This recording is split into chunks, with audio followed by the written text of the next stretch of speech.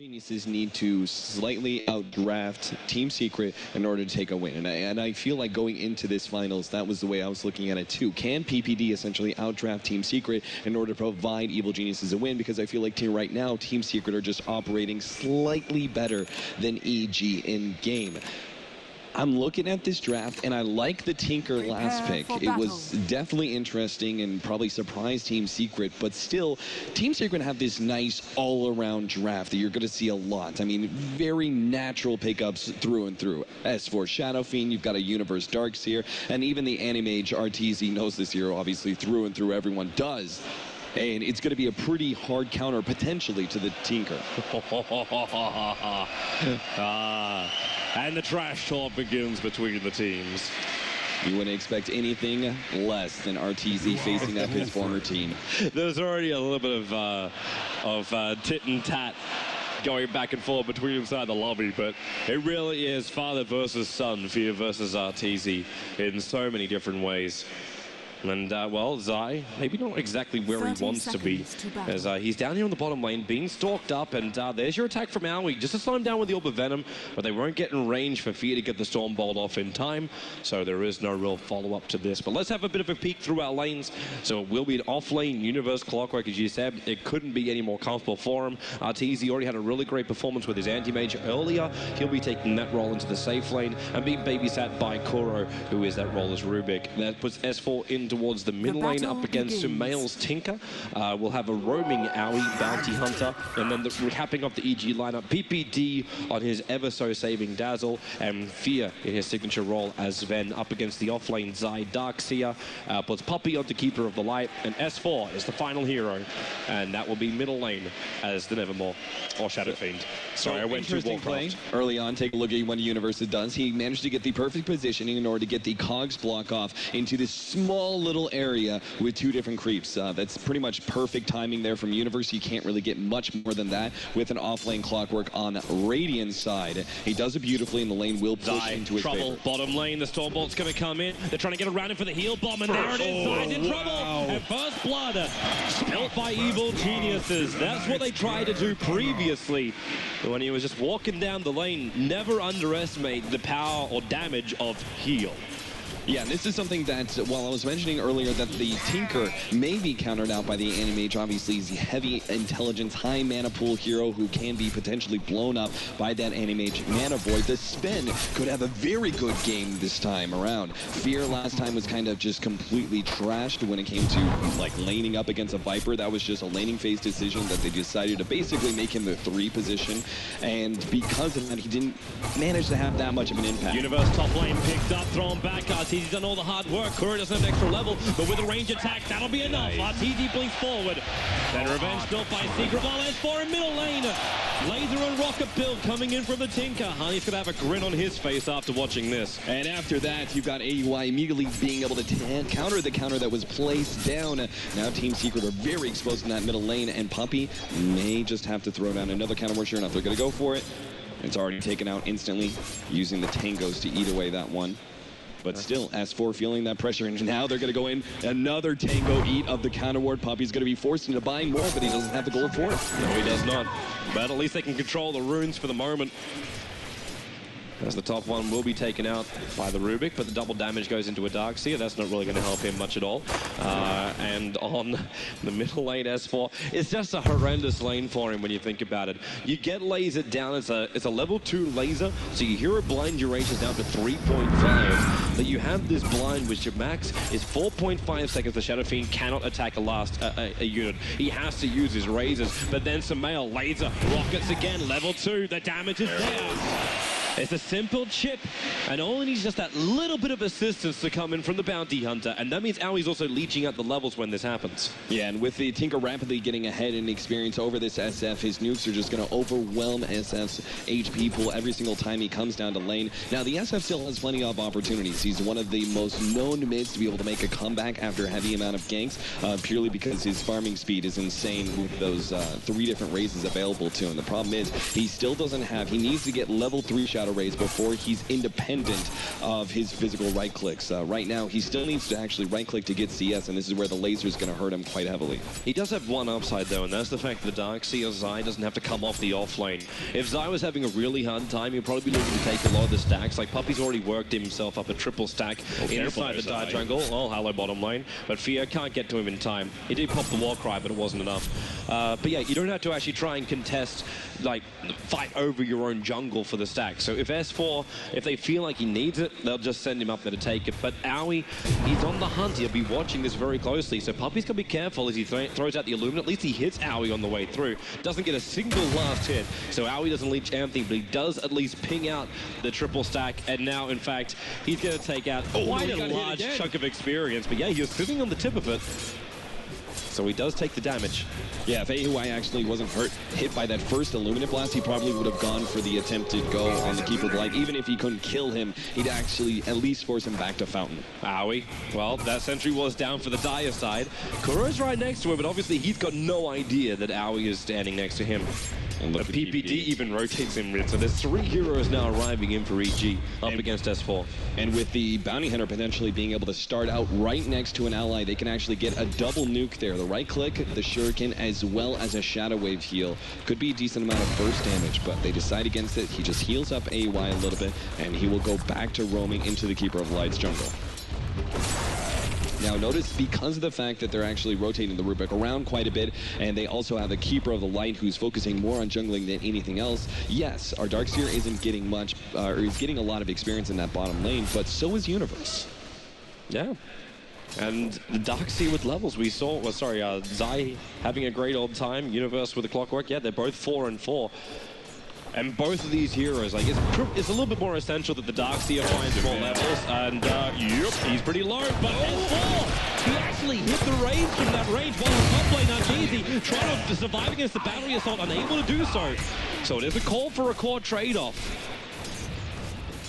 I mean, I think that's almost worth it. Losing the Tinker is a huge loss, but then being able to get an Anti-Mage kill so early on to this game is huge for Evil Geniuses. I can't believe they found that opening. S4 obviously very happy with the amount of experience they picked up from that kill. Will now jump into that level 6 and will start snowballing with that farm, whether he's able to utilize the lane that much or if he feels enough pressure, obviously, go into the jungle and farm that one up. Puppy may just have, both Puppy as well as Universe may just have to give that up because S4 is the highest priority farm right now behind Arteezy. Yeah, they need him to be strong. And, well, he's probably not even going to get the 6-minute rune on bottom. He's on top of Owie, but who's going to get the rune? And it actually goes to the Shadow Fiend. But Owie starts his attack. Raise number 1, raise number 2. Sentry was down. He can see him perfectly. Just raise number 3 does the work at S4. Punishing Owie on that Bounty Hunter. Very greedy play from AY, and he gets punished quite heavily for it. Now, the S4 Shadow Fiend is getting pretty out of control now. It's going to be up to Universe as the next one to step up to the back. Bounty Hunter provided pressure for the first 5 minutes, but he can't really do much now. Now he needs to actually try and get his level 6 in order to start utilizing that track goal to help Evil Geniuses get ahead in kills. And it's going to be Universe, once he gets that hook shot, who's going to be able to put pressure on S4 instead. Again, the counter of the Sentry Ward in mid. The battle for the Invis Vision is real. But obviously, you can always just come in and get rid of it if you know where it is. Puppy still farming up. Just playing around with the Mud Golems for now. And Owie, in fact, leaves an Observer Ward behind. In fact, Puppy throws down one of his Sentry Wards so he can see when Owie comes in range. Now, Owie is running the edge of the vision, and he moves over. Universe does not have Hookshot. In fact, he is one creep away from having Hookshot. He gets in range of the battery assault over on Puppy with the rocket and the extra attack. They will find the damage, but Arteezy, yeah, he's not going in any deeper. Universe will bottle up and back it up. There's no way Arteezy can find a kill there. Note also that Clockwork did go for the maxed out battery assault build. Sometimes you see a second level in Rocket Flare just to help ensure easy CS, but he's facing an Anti-Mage. He's low on mana anyway, so he wants to max out the kill potential, particularly against such a high value target like the SF. It's probably the only way you can get an advantage back inside the lane, finding pickoffs like this. Owie stalking S4. Obviously with the Observer Ward, he's already got the extra information. And S4 might be watching himself very closely too to see this experience tick. Because when it does happen, you can work it out. Bottom lane, Teleki's picked up. Fear being dragged back. Gets a stun on Zai, but that's not going to save his life. Support from PPD. He was just a little bit too far away. I don't know if he was going up to actually look for the 8-minute room, but Secret found the perfect gap in EG's defense. Yeah, that's the nighttime advantage of it. Oh, hook shot. Oh, no. Actually missed it. They started the duel from the high ground to low ground, but Universe with a haste rune. He's running up to S4 with a battery assault, and then with a double TP in, says, this isn't a great idea. Then realized, wait, no, it's Zai who came in. Kuro, the second one, he oversees welcome with the Teleki to pick up. All he wants to do is force S4 back behind that tier 1 tower where AY will be able to strike with that level 3 shuriken. Radiant's top tower Could get it now, but it would Zai's baby sitting in so close. Yeah. And the bottle's just arrived too, so he's not going to find the damage required to get the kill. And meanwhile, Arteezy almost finished that tier 1 tower on top lane. Universe will come in, and Arteezy, well, he's got the choice to contest for it. The fortification will be there, stopping the catapult from getting the last hit. And there goes that tier 1 tower being denied. Arteezy says it's just not worth his farm, because he's also trying to stay on time for that Battle Fury as the Anti-Mage. It's the whole goal of him. He's meant to be bigger than the Tinker ever will be. Yeah, you're hoping to look at maybe a 15-minute Battle Fury as kind of average timing after your treads. And Arteezy is definitely on mark for that one. It's a really nice pickup from Kuro. He just stole level 1 Shadow Walk. Obviously not great as level 1, but it'll give him the ability to try and find someone inside the Radiant jungle, and that can set up for a gank with Puppey and Zai. And in fact, they're actually going to bring in extra help. S4's moving down, and this is not visible by any Radiant ward. And in fact, if Kuro walks around the corner now, he'll probably scout at Universe. There's a lot of support coming down to Zai. Hook shot in. Puppey's going to start the Illuminate. Already used it. In fact, it's on cooldown. Fear triggering the God Strength. The cogs are up, and with the bolt, they'll kill him off the field. Number 1, the Illuminate. Perfect time in Universe. Still alive. The 600 survive, but the attack from S4 will hit its mark. The tracks are up from Alwi. They're chasing after Kuro. Not to mention the rest of them. And Kuro turns around. He actually stole Stormbolt, put down the sentry ward, hoping that Alwi would continue the chase, but he does not do so. The Stormhammer steal there from Kuro is what won that fight. Being able to throw it out onto the Sven and also hit the Clockwork at the same time gave them that extra kill that wins the fight. As it is, once again, both of these teams rotating around quite early on just because of the draft and maybe just because of the meta we're seeing in this current tournament, but so much of that 10 to 20 minute marker is very important to try and win. So we're seeing a lot of rotations. Not many heroes are actually just AFK farming as we would see maybe in just so much as 2 months ago. The only one who's really doing that would be Arteezy, and obviously that's just the job of an Anti-Mage, just to try and get that Battle Fury as quick as possible. Yeah, but the difference is between like what you're talking about, game number 1 and game number 2, we saw all the rotations, but there weren't that many engagements. It was always just holding back until there was probably one of the big fights, but there's a lot more kill potential with the heroes in this game. Hence, we have 12 kills within the space of 11 minutes. So we've actually had more death and destruction within the first, well, 11 minutes of this game than we probably have if you combine up both game number 1 and game number 2. But the trade-off is buildings are still alive. We're 11 minutes in and only 1 tier 1 tower is dropped. Universe moving forward. S4, he sees him. The dust will trigger. Zai expecting that Aoi was on top of him, but it's not the case. They leave an observer ward behind. Meanwhile, Kuro is having some fun with PPD on the bottom lane. The double TPs are coming in, and Kuro gotta be careful. That's Sumail with BTs up. Lays up with a Stormbolt. He'll get it off with a telekinesis, but Kuro knew he was dead. Sumail probably should be there for the Illuminate to hit. Meanwhile, S4 goes for the Requiem Pulse. Back in the wall. Aoi's low. Mana blow from Arteezy. Finds a kill, and Fear so low. Arteezy blinks 1 second away, but the heal will be keeping him alive. That's Fear running away. The Dazzle Weave was also having an effect, so it's high armor to get through. Clockwork, Universe was having a look at Arteezy, but didn't want to go any further. Yeah, I love the fact that Arteezy was actually willing to make that rotation, because at this point you want to make sure that evil geniuses do not find too many pickoffs and don't go unpunished for trying to go for those early track gold kills. So I love the fact he was willing to actually rotate around despite the fact that he hasn't actually finished up the Battle Fury just yet. Counter ward and wards being placed, but Universe has snatched Puppey. Yeah, they pick him up, throw him out. That gets him out of the cogs, but Puppey still being pushed out and then heal bombed. It's the Universe who does find the kill, and that's going to help him get that blade mill up very, very quickly. And while all this is going on, Sumail's already picked up his BTs, Soul Ring, Bottle, Null Talisman, everything a good Tinker needs, but he's also got 1900 gold. This Blink Dagger is going to start to come up, and as far as chasing a very high maneuverable Tinker, Secret don't really have great abilities for this. Because what are you going to get? You got Blink Anti-Mage. He's not going to be able to chase the Tinker when he can rearm his own Blink Dagger.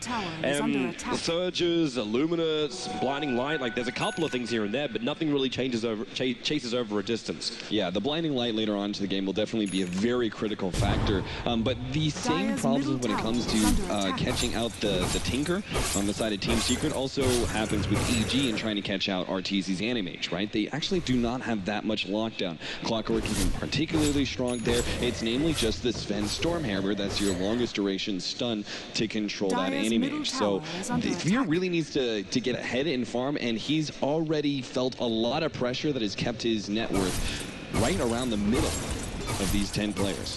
Which is not where he wants to be. He wants to have that Mask of Madness, go into the BKB, be a huge warrior during the fights.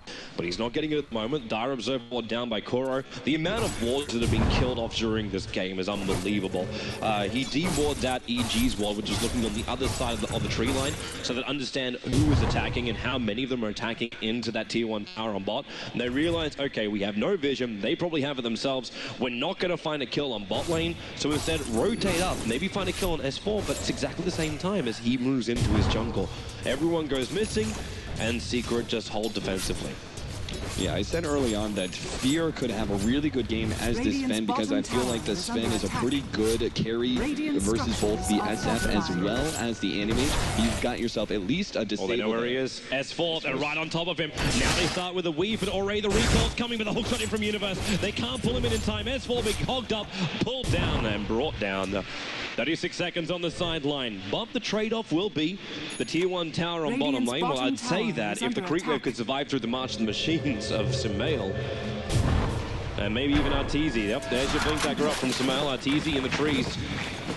Just trying to stay hidden for the moment. He got a 13-minute battle fury. He's already starting into the same build he did previously, and that's the Vladimir's offering.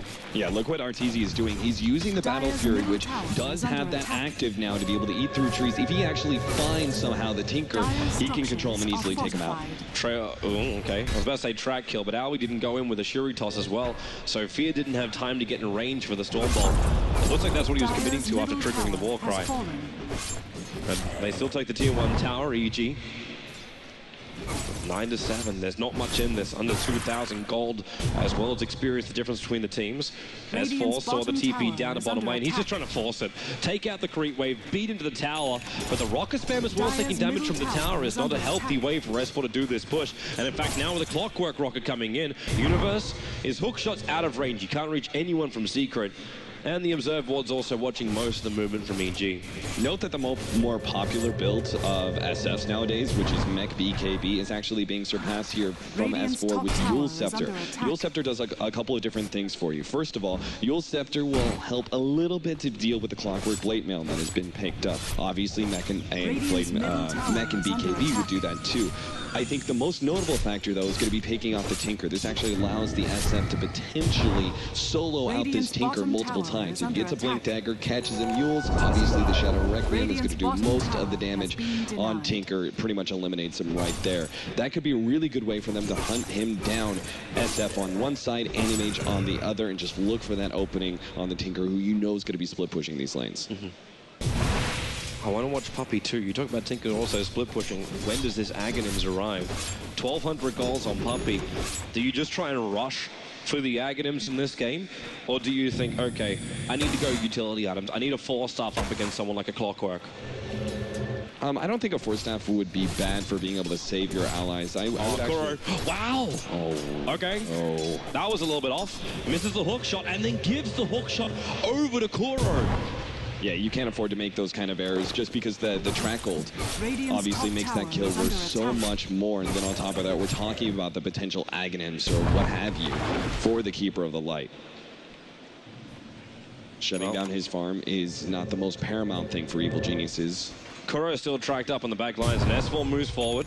Well, he sees the EG Kuro moving forward, and Fear, Stormbolt, maybe he can kill off Kuro with one swipe, two. Okay, well, that'll do it. With the rocket also hopping out, S4's on the run, but Fear moving so quickly back behind that tier 2 tower. Stormbolt in 4 seconds time, a little bit too far away, but the rocket still come in. S4 able to regenerate time, but that's going to go down, but Puppey. Now he's in trouble with a Stormbolt connecting on both. They've got the movement speed because of the track. The Stormtrooper 1 and Arteezy join the fight. The back into a 3-man wall, and the Aoi on 18 HP. potion from Darkseid will get the kill. Sumail try and dodge as much as he possibly can around the tree lines. The surge is up. He's being out between the trees, and he's found her. Arteezy finding the mark, finding another kill, going 3 for 1 on this Anti-Mage. That was all side, though. That could have been such a better engagement if Arteezy had actually used his going more. He's going for Universe, burning up the map, taking a lot of damage as well to do it because the Blade Marvel blinks up, looking to chase. It doesn't want to go too far. Dazzle is right behind him. So essentially, Zai came in and hit that 3-man vacuum. That was an excellent opportunity. He was trying to set up Arteezy for a mana void. If he'd actually mana voided all 3 of them with putting it on, I think the Tinker probably had about half mana. Would have done a sizable amount of damage, killing 2 probably almost instantly, and then they could have chased down the Sven as well. Still, though, an excellent fight for Team Secret as Evil Geniuses just simply get a little bit too overly aggressive, trying to use that movement speed advantage of the track to chase down multiple heroes while they're deep into the tier 2 tower area. Man, they can get really punished for this too, because with this kill, with the multiple kills, Arteezy now has a Blade of Alacrity. This Yash is going to be coming up a lot quicker. In fact, he does pick up the Band of Elskin and almost has enough money to finish the full Yasha. But Keeper of the Light, as having all the space in the world to farm up in the jungle, he's got 1200 gold after picking up the point booster, and even Kuro. He's still walking around with arcane boots. He stole Shadow Wave from PPD and doesn't even really need a Blink Dagger. Even the way he stole that Shadow Wave, Zai surges him in so he can get in range to get the steal. You keep the creep waves up, you keep your teammates alive, and you have many options as far as Secret's initiation goes. But initiation just got better for EG. A Blink Dagger is now on their Sven, and they instantly move into a smoke with PPD. Yeah, pretty much a necessity if you want to be able to lock down this Anti-Mage a bit better. So the blink in, the preemptive God Strength if they're trying to gank the Smoke, Anti-Mage. where's the dust? S4.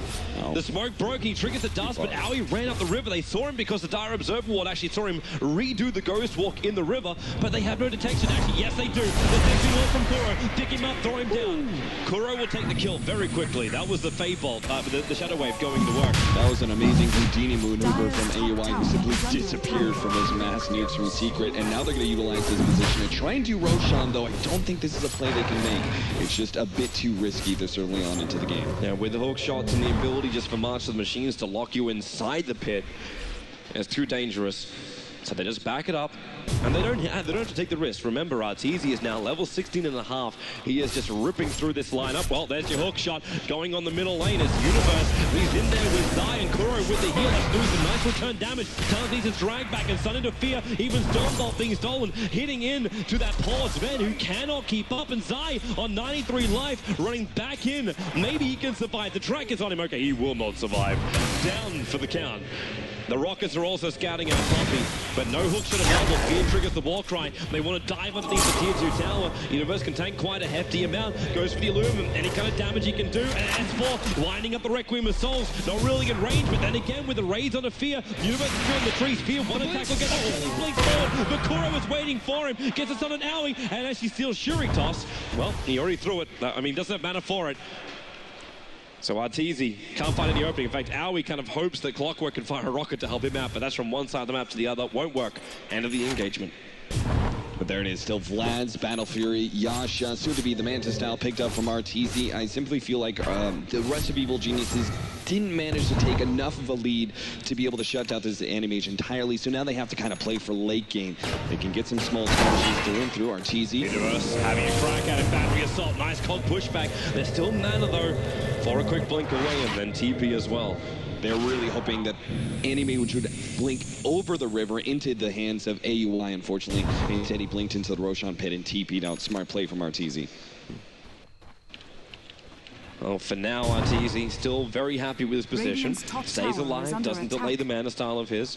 But Aoi is finding a lot of openings. They're just not being able to capitalize really on it. And PPD can't really help him out either. This guy's got a magic wand as well as arcane boots. In saying that, okay, there's the rest of his items. I'm like, wait, I'm sure he owns more than what he's got. And that's why the cloak arrives in with the extra consumables. But he's level 11 on this Dazzle.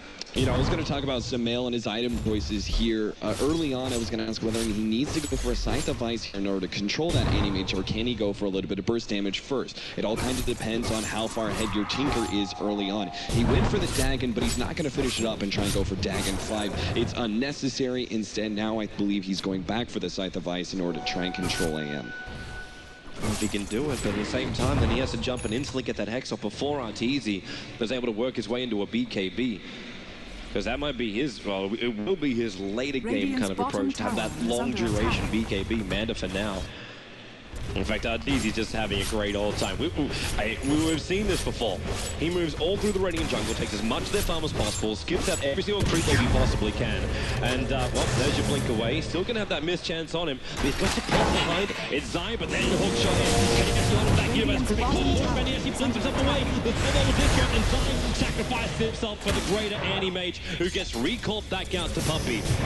That is a worthy sacrifice. That was just a half a second between Arteezy being able to get away from that Storm Hammer and it actually landing and him blowing up, and that would have been a critical pick-off. Them shutting down his net worth, that actually would have then jumped the Tinker ahead in the net worth board. Sumail's doing an excellent job keeping up with Arteezy. He can't obviously jungle nearly as efficiently, but he's still keeping the side lanes pushed hard enough that he is getting the necessary late-game items to counter this Anti-Mage. Team Secret are going to reach a certain critical tipping point where using the Anti-Mage as a sort of 5 or 6 slotted carry, they kind of have to go all in and try and finish the game before the Tinker gets too big. But Tinker is rapidly putting a timer on Team Secret, I feel, with the amount of net worth he's picking up. So I'm wondering just how long that time is going to go. The split push is not bad, but getting into the high ground of Secret is not easy.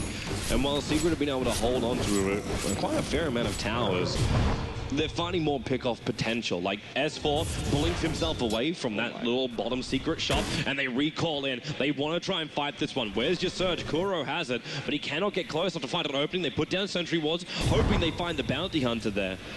But it's just not to be the case. S4, who just picked up the blink dagger on the side jump shot. in, Arteezy, nope.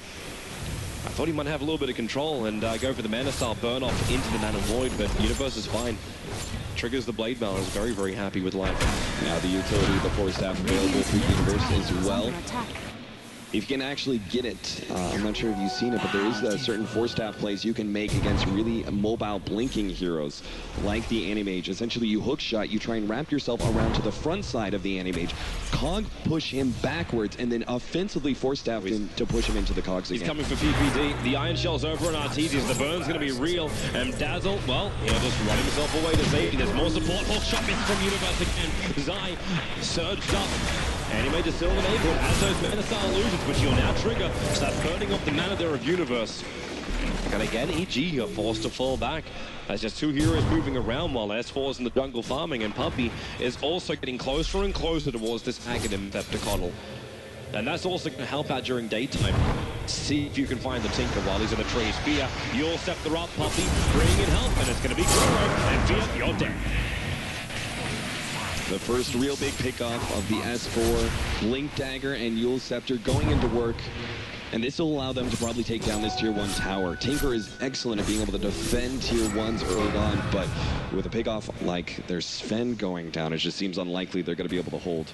Dire's bottom tower is under attack. Team Secret actually take the opportunity to just spread out and farm. You see the Ancients cleared through by S4. Already Arteezy cutting that top wave as well. They're just trying to keep up as much map pressure on EG as possible. And how long is it going to be before Sven can 100% hit in to the Anti-Mage? He's just picked up a Talisman of Evasion. He doesn't have to finish the full butterfly, it's just having that evasion, while Sven doesn't even have a BKB. They jump down after Aoi. They've lost vision, however, and the Dire Sentry Ward just timed out, so Arteezy can't finish the job. All he needed was like 4 more seconds on that ward. And there it is, the Aghanims from the Keeper of the Light. This is going to be insanely hard to deal with. The split push play and counterplay between the Tinker and then the Keeper of the Light and the Anti-Mage. They're going to be all over the map, but there's that Scythe of Ice. So now Tinker actually has some catching mechanisms, whereas before it was just the Anti-Mage and the S4 with the Yule Scepter that could have caught the Tinker. Now he's actually able to be offensive onto these heroes. Anti-Mage really needs to find that BKB. If they can keep him Hex all the time and just pop off the magical damage, then Arteezy's in a hell of a lot of trouble. Well, remember that Hex no longer removes, it no longer applies that break mechanic, right? So he's actually able to still keep the evasion. So going straight for the butterfly will still increase his survivability, but there is a certain amount of danger, right? Just because you're dodging hits when you're Scythe of Ice, you still have to think about the fact that he's going to be rearming you and perma-disabling you. He could do that, and then you can add in Sven. And Sven doesn't have any kind of like immunity himself, but if Tinker can keep the control up, he can dish out the damage required. Looks like Secret again, they're going to come in for Roche. As, yep, they're just recalling him in. And that's going to be Arteezy brought back to the engagement. And EG, at least they're all alive this time around. But they're not really in position for it. Fear's too far away, and Roshan's dying too quickly. So this will be the Arteezy Mortal. And they haven't given anything up for it. I mean, a little bit of push at top lane, but that's quickly dealt. Hook shot, that range is too far away. He's not going to make it. There's no way they go for that fight. I mean, that would be a complete suicide play to try and basically steal Aegis and then instantly die again. Universe decides against that. Instead, they're going to try and push pressure up on the top lane where they're expecting a TP to defend. And maybe they can find themselves the pick-off. Dire's top tower is under attack. But here's the thing, Arteezy doesn't care about the top lane. Instead, he just goes straight for the tier 1 tower in middle. He says, you want that tier 1, you can have it. I'm going to trade your middle tier 1 tower, which is better for me anyway. He actually blinked down to try and attack at a Universe. There's an Observer looking up, and now Anti-Mage takes a lot of damage. Where that extra control.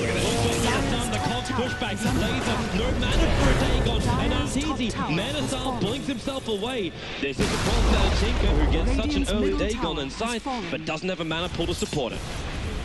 That was such good timing there from Universe, throwing out the hook shot at the last half second of the Scythe device in order to make sure that there was another Scythe device follow-up from Samael. Unfortunately, again, as you said, they just didn't have the mana to throw out all the next round of nukes to finish him off. As I only had Coddle, he could have given mana. But for now, the Keeper's Lies working against him and pushing into the tier 2 tower on bottom lane with the Anti-Mage is highly unlikely that EG can try and defend this. Even if they do get vision, they're out of position. You have an Anti-Mage on the front lines. You've actually got Greaves as well. And that's coming in from the Darks here in the tower spot. Arteezy does too much damage, has an Aegis the Immortal up his sleeve, and with 3,200 gold, actually, he's finished the full butterfly. He actually finished the full butterfly. Doesn't have extra money for it, but he doesn't care. He's got the Aegis Immortal, so immortality is still his. Yeah, he's sitting at 668 gold per minute. The 6th slotted Anti-Mage is going to come in. I mean, he's actually already got the Aegis. He can't afford to get another item, so it might be secret. May just try and utilize this Aegis to take maybe a couple more of those tier 2 towers and hopefully limit the Tinker's mobility a bit more. What do you think about Tinker actually buying up the level 2 Brews of Travel before going in for, well, anything else? I'm completely fine with it because you know you're going to be seeing a lot of fights and you don't have any of those towers up. Creeps are maybe perhaps a bit unreliable to go to, so I am a big fan of the Boots of Travel level 2 early on the Tinker, simply because this allows you to be a lot more effective in early skirmishes. I suppose will also help out when you got a Bounty Hunter, you just go directly to him. Or even the Clockwork who's walking around with an Invis Room but can't find any of Secret. Because they're mostly on top. With this Dire Observer Ward, they're still sitting on the cliff. Actually, I say that, it now times out. They had really good vision to go in through this tower. So it has to be redone by Puppy, who's coming down now. And if he's recalling in the troops. The Radiant Tower, they should jump in from S4. Decent damage, enough to kill him. Well, it looks like it will be. Fear's down for the count. Well, the tree line's high. Also, Arteezy just blocks the bounty as well as the Tinker and goes for more. The Cogs from Universe will keep him out, but the damage has already been done to both the tier 2 tower as well as the heroes of EG.